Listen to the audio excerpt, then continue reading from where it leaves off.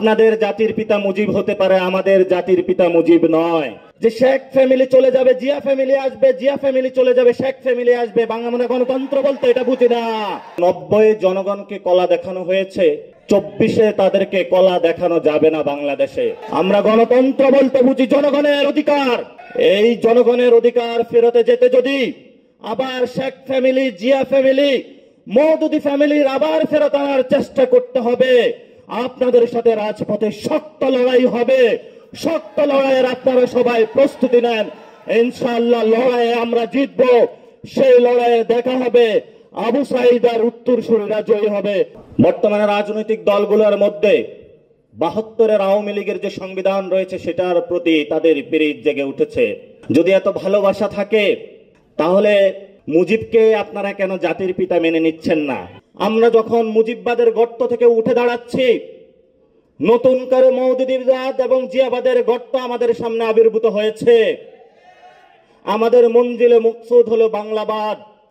আমরা বাংলাদেশে গণতন্ত্র চাই। গত 52 বছরে বিএনপি গণতন্ত্রের কথা বলে বাংলাদেশে জিয়াতন্ত্র কায়েম করার প্রচেষ্টা চালিয়েছে। আর জামায়াত ইসলামী ইসলামের কথা বলে এখানে মওদুদিবাদ এবং মওদুদি তন্ত্র কায়েমের প্রচেষ্টা চালিয়েছে। আমরা আপনাদের বিরোধী নই, আমরা আপনাদের কল্যাণকামী। আমরা চাই সত্যিকার অর্থে বাংলাদেশের একটি গণতান্ত্রিক পরিবেশ সৃষ্টি হোক, যেই গণতন্ত্রের মধ্য দিয়ে জনগণ আপনাদেরকে সম্মানের আসনে আসীন করবে এবং আপনারা জনগণের কল্যাণে নিজেদের জীবন ব্যয় করবেন। কিন্তু ইতিমধ্যে আমরা দেখেছি ডাকসু ইলেকশনে শিবির যখন সবাইকে নিয়ে প্যানেল দিয়েছে, কিন্তু প্রথমেই ছাত্র সংসদ নির্বাচনের পরে আল্লাহু আকবার বলে স্লোগান দিয়েছে।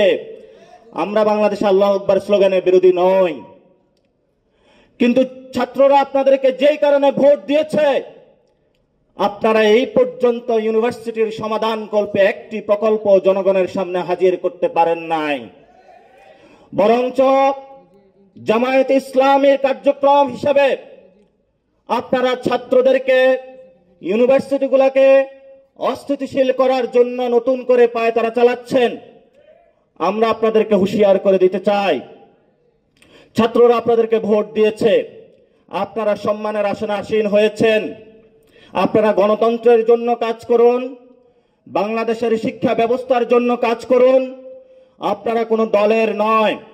যারা ডাকসুতে বসেছেন আপনাদের নিয়োগদাতা ছাত্ররা কোনো জামায়াত ইসলামী নয়। যদি আপনারা মনে করেন ডাকসুতে বসে আপনাদের নিয়োগকর্তা জামায়াত ইসলামী, আপনাদের অর্থের যোগানদাতা ইবনে সিনা, তাহলে ছাত্ররা যেভাবে আপনাদেরকে ডাকসু ভবনে বসিয়েছে, আবার আপনাদের ডাকসু ভবন থেকে টেনে হিচড়ে আপনাদেরকে আবার জনতার কাতারে নিয়ে আসবে। ইলেকশন কমিশনে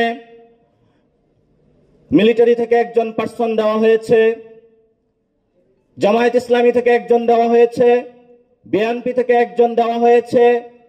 নতুন করে নব্য গ্যাং ঢাকাতে নাকি বের হয়েছে, ছোটন গ্যাং, সেখান থেকেও নাকি একজন হয়েছে। বাংলাদেশে কোনো ইলেকশন কমিশনে গ্যাংবাজি চলবে না, বাংলাদেশের ইলেকশনে কোনো দলবাজি চলবে না, বাংলাদেশের ইলেকশন কমিশনে কোনো পরিবারতন্ত্র চলবে না। ইলেকশন কমিশনকে মিলিটারি মুক্ত করতে হবে, সিভিল ফরম্যাটে ফিরিয়ে আনতে হবে, এটাকে জিয়াবাদ মুক্ত করতে হবে, জামায়াত ইসলামী মুক্ত করতে হবে।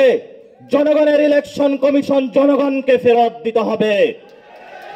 এবং আমরা শাপলার জন্য অ্যাপ্লাই করেছিলাম। আমরা তাদের সামনে গিয়ে বলেছিলাম আপনি শাপলা কেন দিবেন না। 3 ঘন্টা তার সামনে প্রশ্ন করেছিলাম, চুপ করে বসে আছে, বোবার না আসে কোনো কথা, এক কান দিয়ে শুনে আর এক কান দিয়ে বের করে দেয়। জিজ্ঞাসা করলাম আপনি যে প্রতীকের অ্যানালিস্ট গুলো করেছেন কোন গাইডলাইন বা নীতিমালার ভিত্তিতে করেছেন? কোনো উত্তর নাই।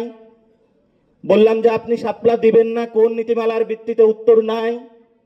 বললাম যে আপনার এখানে ইলেকশন কমিশনে যে ভোটার লিস্ট রয়েছে সেখানে 1 কোটি মৃত ভোটার রয়েছে, আপনি কবে তাদেরকে বের করবেন? উত্তর নাই।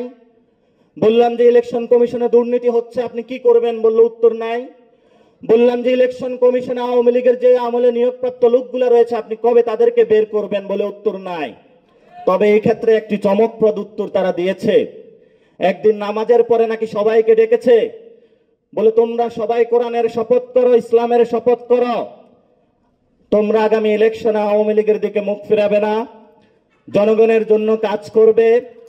এই যদি হয় বাংলাদেশের ইলেকশন, বাংলাদেশে কোথায় থেকে আবার গণতন্ত্র আসবে? বাংলাদেশে যে রাজনৈতিক দলগুলো গত 15 বছর গণতন্ত্রের কথা বলেছে, তারা শুধু গণতন্ত্র বলতে এতটুকুই বুঝে যে শেখ ফ্যামিলি চলে যাবে, জিয়া ফ্যামিলি আসবে, জিয়া ফ্যামিলি